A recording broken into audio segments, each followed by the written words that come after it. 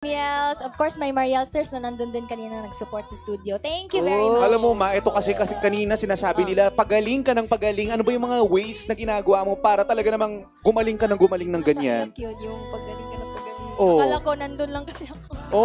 Ma. Sana umiyak ka! Iiyak ka na! Pagaling! Galing! Pagaling ng pagaling maging siraulo si Mariel. Nakuha mo kami.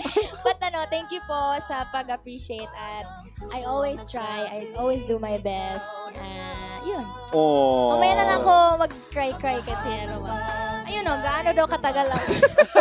Ayan, basahin mo na yung tanong namin sa'yo. Mariel, gaano katagal ang pag-practice ng performance mo? Ayun. Kailan nga? Kinanta ko po siya ng concert namin sa New Gen Champs. Yes. And really grateful na nabigyan ako ng opportunity. Alam niyo po ba na, fun fact, hindi po lagi nakakakanta ng Adele songs. Kasi live. mahal. Opo. I-reveal niya yung reason. Pero yun, hindi po siya laging nakakanta. So, happy po ako na, ako yung, I think, ako yung unang nakakanta ng It's for Adele. you, ma. Kasi naman, kung ako kakanta ng Adele, hindi talaga papayagan ng show. Pero Mariel ka di ba? Totoo. At saka grabe yung justice na binibigay ni Mariel sa true. bawat kanta eh. Correct. Diba? Ano naman Totoo yung yan. yung halimbawa, nga pala. Hindi. Ano na lang yung yung isasabihin mo sa aming information.